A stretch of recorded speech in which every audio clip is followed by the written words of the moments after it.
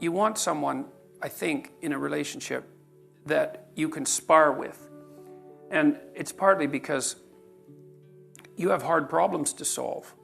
And if the person that you're with isn't willing to put forward their opinion, then you only have half the cognitive power that you would otherwise have.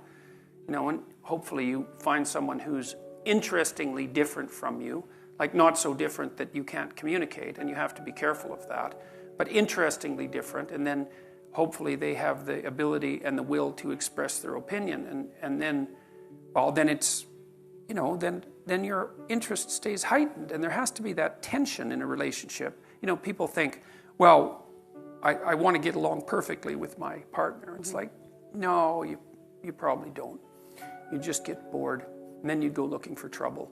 And so you want a little bit of trouble in the relationship, and a little bit of mystery, and a little bit of combativeness, and the ability to exchange opinions forthrightly. And I trust her, which is a huge element. I mean, when we finally did decide to get together permanently, we were both in our later 20s. And, one of the things that I had learned by that point and insisted to her about was that we had to tell each other the truth. And she took to that wholeheartedly, and for better and for worse, because truths can be harsh. Does that include, does this outfit make me look like that? Yeah, well, the truthful answer to that is I don't answer questions that are likely to get me in trouble. Yeah, so... I have a son who will answer honestly, and it's infuriating, but then I realized if you want the truth, talk to Tamara. I'll tell you. Well, that's the thing, it's useful to know. The truth is empowering. Truth tellers are charismatic, and actually both my sons are brutally honest, which is disconcerting. Yeah. But I can see that it's made them very formidable, and because of people trust them and the friendships, and just it gives them and you've written a lot about this. Well, if I tell my wife that she looks good in an outfit, she knows that I mean it. Yeah. And so there's some utility in that. And then if you're silent and say, I don't answer questions, that she goes and changes it. Well, sometimes she'll say, do you like this? And I'll tell her that I don't. And that doesn't necessarily make her happy in the moment. Right. But if I do say I like it, she knows that I mean it. And, I actually like her sense of style a lot. So it turns out that 90% of the time it's pretty easy for me to say, look, I think you look great, and mean it.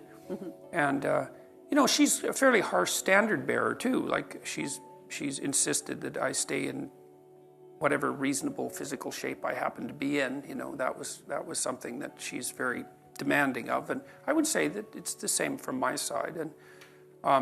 And we've been good at negotiating, which is, what do you want from a partner fundamentally? What do you want and need? I mean, the first thing is that, well, hopefully, you, like I said, you're blessed with the fact that you find each other attractive. And I think it's very difficult for the relationship to begin or proceed or sustain itself without that.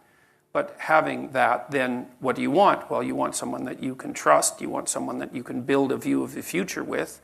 And you want someone that you can negotiate with. And that's very hard to negotiate with people because they have to tell you what they think. They have to know what they want or figure it out. They have to tell you what they want. They have to be satisfied when they get what they want, which is also a very difficult thing to manage.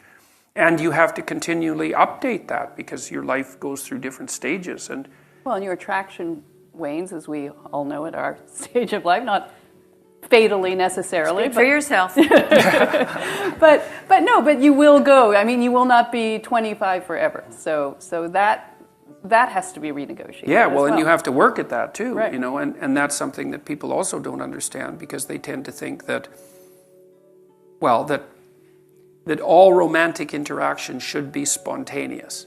It's like, well, if that's your theory, then you might as well just give up right now if you're going to get married because the only reason you can think that is because you don't have enough responsibility to make romantic entanglement virtually impossible. And what happens when you're married, especially when you have little kids, is that and you both have a job, let's say, is you're so busy that the probability that you're going to find time for spontaneous mutual interaction decreases to 0.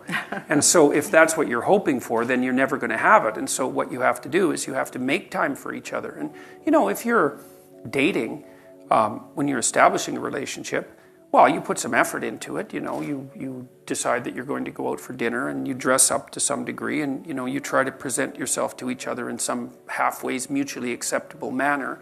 And you hope that there's going to be a positive consequence of that you're going to find each other attractive. But then people somehow think that once they're married that the same amount of effort isn't necessary, and that's wrong. I would say more effort is necessary on the same front. And you have to think it through. It's like, if you don't want to be bitter about the intimate element of your relationship, how much time do you have to spend together each week? And my rule of thumb, sort of derived from clinical observations, is that you need to spend 90 minutes a week with your partner talking. And that means you're telling each other about your life and staying in touch, so that you each know what the other is up to. And you're discussing what needs to be done to keep the household running smoothly. And you're laying out some mutually acceptable vision of how the next week or the next months are going to go together, right? So that keeps your narratives locked together like the strands in a rope. You need that for 90 minutes or you drift apart. And you need to spend intimate time together at least once a week and probably more like twice. And that has to be negotiated. And if you don't negotiate it and if you don't make it a priority, then it won't happen in all likelihood. And then, well, then you don't have it. And that's a catastrophe because there's not that many things in life that are, intrinsically, what would you say, engaging and meaningful and pleasurable and also bonding, all of that. And if you let that go, then, well, part of you dies and part of the relationship dies. And, well, then there's always the possibility of becoming attracted by alternative entanglements, which you would do if you had any spirit left. Right? I mean, that's the thing is if your relationship at home is entirely unsatisfying sexually, what are you supposed to do with that? Nothing? You're supposed to just bear it? I mean, in one way, the answer is yes, because it's your marriage. But another way is, well, what, that's all the fight you've got in you? You're going to just let the erotic element of your life die and accept everything that goes along with that because you're not willing to cause a bit of trouble to ensure that it's maintained? And, and we're not very good at thinking these things through consciously. And people are bad at negotiating, period, as far as I can tell. But they're particularly bad at negotiating things that are deeply private. How much do you want your partner to know about you anyways? It takes a lot of trust to have a real conversation about what you need and want.